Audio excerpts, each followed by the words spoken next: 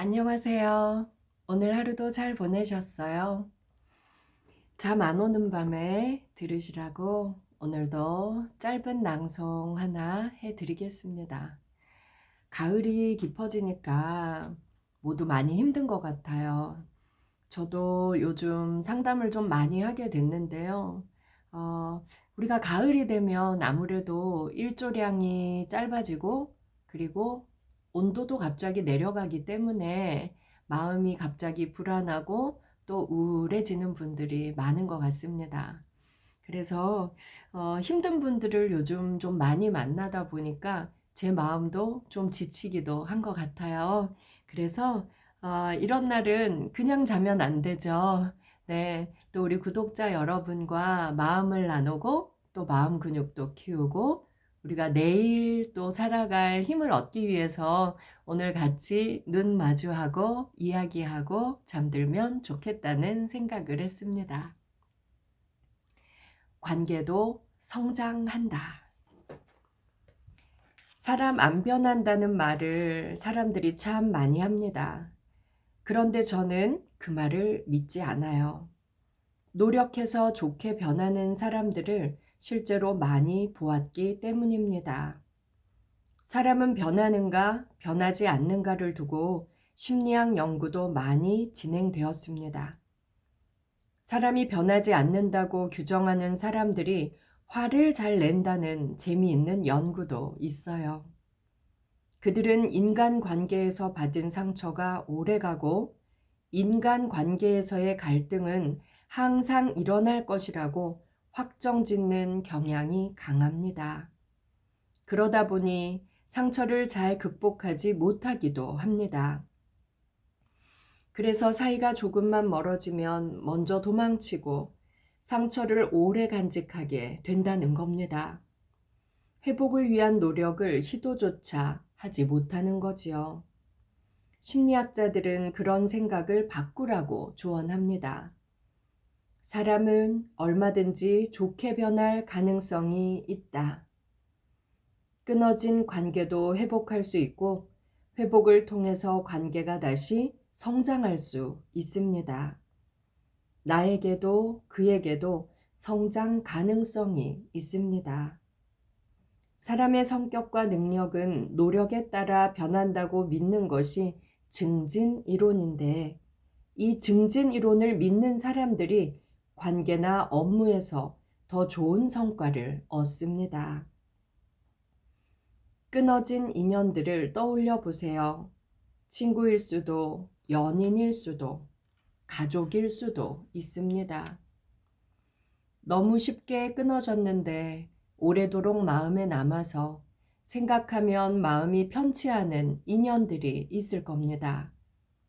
나도 그도 변하지 않을 것이므로 우리는 다시 갈등하고 싸우게 될 거야 라는 마음이 들 수도 있습니다. 하지만 사람은 좋게 변할 수 있다는 신념을 가지고 내가 먼저 다가가는 용기를 내보세요. 그도 용기가 나지 않아서 먼저 연락하지 못했을 가능성이 큽니다. 내가 더 미안해. 연락 줘서 고마워. 이렇게 말할지도 모릅니다. 나도 그도 관계도 성장한다는 관계에 대한 성장론적 관점을 믿고 관계를 회복해 보세요. 오해와 이해는 한 끗 차이. 우리는 오해와 이해에 대해서 생각해 볼 필요가 있습니다. 내가 그를 오해하고 그가 나를 오해해서 서로가 상처받는 일은 사랑하는 연인과 가족 사이에서도 항상 일어납니다.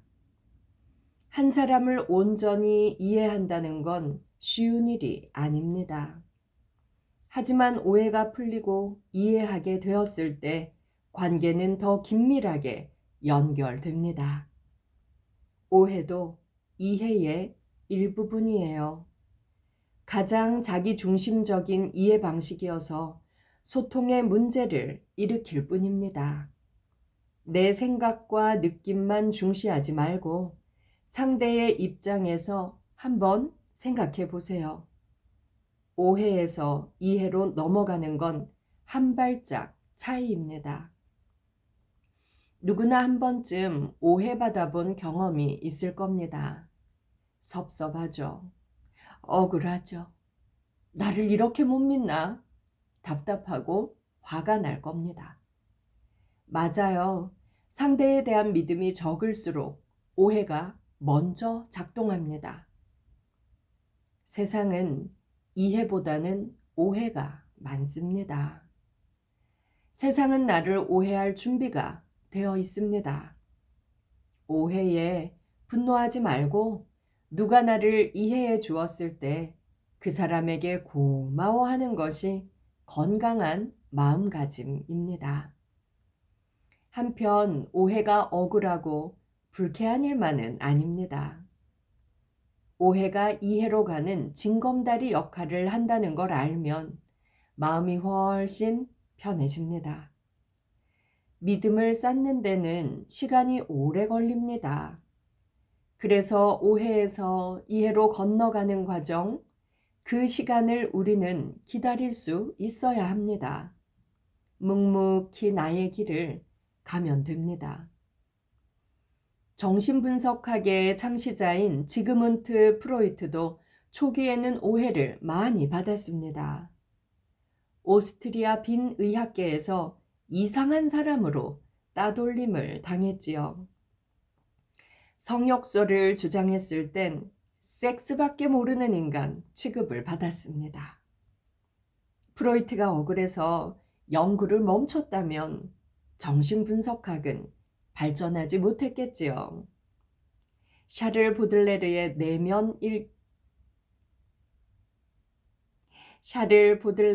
내밀 일기에 이런 문장이 있습니다. 세상은 오직 오해에 의해서 진행되는 것이다. 법정 스님도 이런 말씀을 하셨어요. 누가 나를 지켜 세운다고 해서 우쭐 낼 것도 없고 헐뜯는다고 해서 화를 낼 일도 못 된다. 그건 모두가 한쪽만을 성급하게 판단한 오해이기 때문이다. 오해란 이해 이전의 상태가 아닌가? 문제는 내가 지금 어떻게 살고 있느냐에 달린 것이다. 실상은 말 밖에 있는 것이고 진리는 누가 뭐라 하건 흔들리지 않는다. 온전한 이해는 그 어떤 관념에서가 아니라 지혜의 눈을 통해서만 가능할 것이다. 그 이전에는 모두가 오해일 뿐이다. 누군가 나를 오해해도 분노할 필요가 없습니다. 억울해서 흥분한 상태로 대화를 시도하면 중언부언하게 돼서 오히려 상대에게 변명처럼 들릴 수도 있습니다. 침착하게 짧게 말하는 용기를 내어보세요. 오해할 빌미를 제공해서 유감입니다. 5분만 시간을 내주시겠습니까? 제 진심을 들어주시면 고맙겠습니다. 오해했다면 우선 사과할게. 이런 말은 하지 않는 게 좋습니다. 오해한 네가 잘못이라는 뉘앙스로 받아들일 수도 있으니까요. 상대는 이미 이해하기보다는 오해하기로 선택했습니다. 듣는 귀가 이해보다 오해에 기울어져 있기 때문입니다. 사과를 해야 할 상황이라면 사과하는 말하기 방식이 또 중요합니다. 당신의 진심은 상대의 오해보다 강합니다. 오해가 진심을 이기진 못합니다. 나도 누군가를 오해할 수 있습니다. 그건 오해예요. 하며 풀고 싶어 하는 이가 있다면 들어보고 물어보고 그에게 기회를 줍시다. 몰랐던 상대의 마음을 알게 되면 그를 사랑하게 됩니다. 상대가 진심을 말하면 받아주고 싶은 게 사람 마음이니까요. 오해에서 이해로, 이해에서 화해로 가는 것이 소통의 진화입니다. 관계의 성장입니다. 모르면 오해하기 쉽고 알면 사랑하기 쉽습니다. 서로를 성장시키는 관계 만들기. 인생을 좀 더 행복하게 살아가려면 친구가 몇 명 정도 있어야 할까요? 나이 들수록 친구에 대한 기준이 엄격해져서 나는 왜 친한 친구가 없는 걸까 고민하는 사람들이 많습니다. 심리학자들은 인생을 사는데 마음을 터놓을 수 있는 친구는 5명이 필요하고 공통의 관심사를 가지고 교류하는 친구는 15명 정도가 필요하다고 말합니다. 혼자보다는 좋은 사람들과 함께하는 게 좋습니다. 누구와 어떻게 연결되느냐에 따라 우리는 완전히 새로운 세상으로 나아갈 수 있기 때문입니다. 그런데 마음을 터놓을 수 있는 친구 5명을 사귀는 게 쉽던가요? 저는 아직 5명을 채우지 못했습니다. 취미생활을 함께 할 수 있는 친구 15명을 나열하는 것도 어렵고요. 인생은 좋은 친구를 만들어가는 과정이라고 생각합니다. 나이, 성별, 국적, 학력, 직업은 관계없습니다. 독서를 열심히 하는 친구, 타인의 말을 잘 경청하며 공감해주는 친구, 전문 분야 지식이 많고 문제 해결 능력이 뛰어난 친구, 즐겁게 운동하면서 함께하기를 권장해주는 친구, 나의 행복과 타인의 행복을 함께 추구하는 모임을 기획하고 사람을 잘 모으는 친구, 세상을 이롭게 하는 나눔을 실천하는 친구, 무엇이든 내가 배울 점이 많은 친구를 사귀는 것이 친구 사귐의 축복이 아닐까요? 한 달에 한 번 나의 친구 관계를 점검해 보면 나와 그들이 어떻게 관계를 맺고 함께 성장해 나가고 있는지 알 수 있습니다. 내 곁에 있는 친구들을 보면 나의 현재와 미래가 보입니다. 지금 휴대폰에 저장된 전화번호 중에 친구라고 부를 수 있는 사람이 몇 명인지 한번 점검해 보세요. 자신에게 엄격한 사람일수록 관계에 대한 두려움이 커서 사람에게 잘 다가가지 못하는 경향이 있지요. 사람을 만나는 걸 싫어하는 게 아니라 사람을 사귀는 즐거움과 별개로 걱정이 많은 것이지요. 서로 잘 안 맞으면 어떡하나, 실수하면 어떡하나, 감정 소모를 많이 하게 되는 건 아닐까? 상처받고 싶지 않은데. 이렇게 걱정하다 보면 사람 사귀는 게 부담스러워집니다. 친근하게 다가가야 연결될 수 있는데 자신에게 엄격한 사람일수록 자신을 저평가하기 때문에 다른 사람들도 자신을 부정적으로 평가할까봐 두려워합니다. 미국 텍사스 대학교의 심리학자 크리스틴 네프와 네덜란드 나이메헨 대학교의 심리학자 루스 봉크는 연구를 통해 자존감을 높이는 것보다 더 중요한 것은 스스로를 비난하지 않는 것, 스스로에게 너그러워지는 것이라는 결론을 냈습니다. 자기 자신에게 공감하는 방법을 배우고 실수했을 때 스스로 질책하고 수치심을 느끼기보다는 친절과 관용으로 대하는 것이 중요하다는 것입니다. 자기 연민은 관계 맺기에 꼭 필요한 감정입니다. 나에게 관대하지 않는 사람들은 나를 늘 비난하게 됩니다. 자기 연민, 자기 자비를 실천하며 나와 친하게 잘 지내는 사람이 타인과도 잘 지냅니다. 이제는 서로를 성장시키는 친구 맺기와 지혜롭게 인적 네트워크를 만드는 법을 살펴보겠습니다. 친구의 개념 확장하기. 새롭고 다양한 관계를 맺는 것은 나의 미래에 투자하는 일입니다. 흔히 인맥을 쌓는다는 표현을 많이 씁니다. 인맥을 중시하는 사람들을 보면 나에게 이득을 줄 수 있는 경제력과 사회적 지위를 가진 사람들의 네트워크 속으로 들어가는 방법을 찾습니다. 하지만 그건 내가 주체가 되는 네트워크 형성이 아니에요. 서로가 도움을 주고받을 수 있어야 합니다. 내가 먼저 어떤 형태든 도움을 줄 수 있는 사람이 되고 내가 먼저 다가갈 때 좋은 인맥이 형성되기 시작합니다. 첫째, 알고 지내는 사람들과 관계 지속하기. 오래되고 가까운 사람들을 넘어서 친구의 친구, 예전 직장 선배 등 약한 연결을 소중하게 생각하고 가끔 먼저 연락하세요. 반갑게 안부를 묻고 그들의 이야기를 경청하세요. 새로운 정보를 얻고 기대하지 않았던 좋은 기회를 얻을 수 있는 중요한 연결입니다. 직장에서는 개인적 친분을 맺지 않아요. 일에 방해가 될 것 같아서요. 아무래도 감정 소비를 더 할 것이고 업무에도 지장이 될 것 같아요. 이렇게 말하는 직장인들이 많습니다. 이 주제로 진행된 연구들도 꽤 있어요.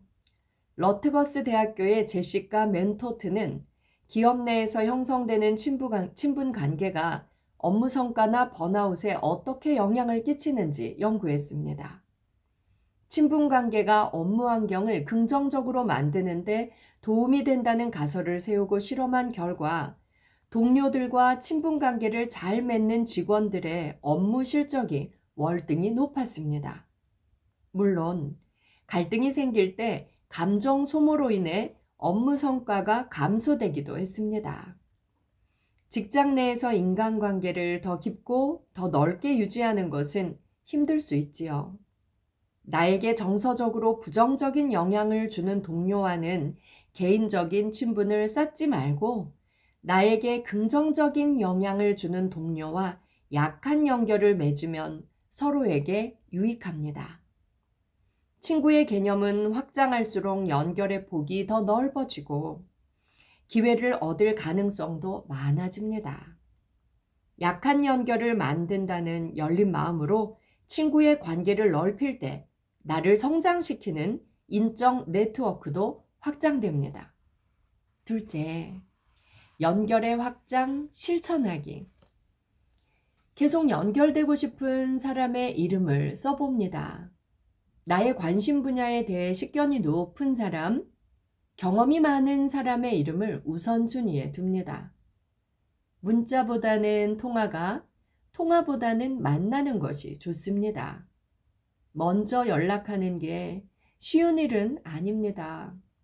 혹시 나를 반가워하지 않으면 어떡하나 두려운 마음이 생길지도 모릅니다. 하지만 용기를 내세요. 문자로 안부 인사를 보내는 것부터 시작해도 좋습니다. 만남이 성사된다면 시간과 장소는 상대방이 정할 수 있도록 배려합니다. 대화의 70%는 듣고 공감하는 데 쓰고 나머지 30%는 질문과 내 이야기를 하는 것이 좋습니다. 상대방에게 도움받는 것을 목적으로 하지 말고 그의 말에 귀를 기울이고 그에 대해 더 많이 아는 것에 목적을 두세요. 상대방 또한 나의 이야기를 경청한다면 계속 연결될 수 있습니다. 셋째, 이게 제일 중요해요. 이건 책에서 답을 드리도록 하겠습니다. 관계에도 연습이 필요합니다. 여러분, 요즘 어떠세요? 인간관계 때문에 힘들진 않으십니까? 누구나 인간관계에 대한 두려움은 있고 우리가 죽기 전날까지 인간관계 때문에 많은 고민을 하게 될 것입니다. 하지만 우리가 마음 연습을 하고 또 관계에 대한 지식을 쌓을수록 경험을 통해서 얻게 되는 것은 많지요. 나이가 들수록 우리는 좋은 사람들과 더 많이 만나고 좋은 친구 사귀는 법에 관심을 가져야 할 것 같습니다. 정말 마음을 터놓고 모든 이야기를 할 수 있는 친구, 나에게 충분히 공감해주고 나를 격려하고 응원해주는 친구, 그리고 서로가 성장할 수 있는 기회를 많이 만드는 친구. 그런 친구가 한 명만 있다면 인생을 참 잘 살았다는 증거 아닐까요? 없어도 괜찮습니다. 남은 인생은 그 친구를 만날 수 있는 기회이기도 하니까요. 나부터 먼저 그런 친구가 된다면 그런 친구를 사귈 확률은 훨씬 많아질 겁니다. 인맥. 가만히 앉아있다고 해서 좋은 인맥이 나에게 다가오지 않습니다. 내가 먼저 만나고 싶은 사람, 그리고 만나면 힘이 나는 사람, 그리고 자존감을 높여주는 사람이 된다면 나에게는 더 좋은 사람들이 다가올 것이고 자연스럽게 좋은 인맥이 형성되는 게 아닐까요? 오늘은 인간관계를 성장시키는 방법, 좋은 친구를 사귀는 방법에 대해서 읽어드렸습니다. 저는 박상미였고요. 박상미 라디오 들어주시는 분들 정말 고맙습니다. 구독하기, 좋아요, 댓글 달기로 우리 서로 소통하면서 이 외롭고 쓸쓸한 가을을 알차고 따뜻하게 보내보는 건 어떨까요? 저는 또 어느 늦은 밤 여러분들과 눈 마주치러 그리고 공감의 이야기를 나누러 오겠습니다.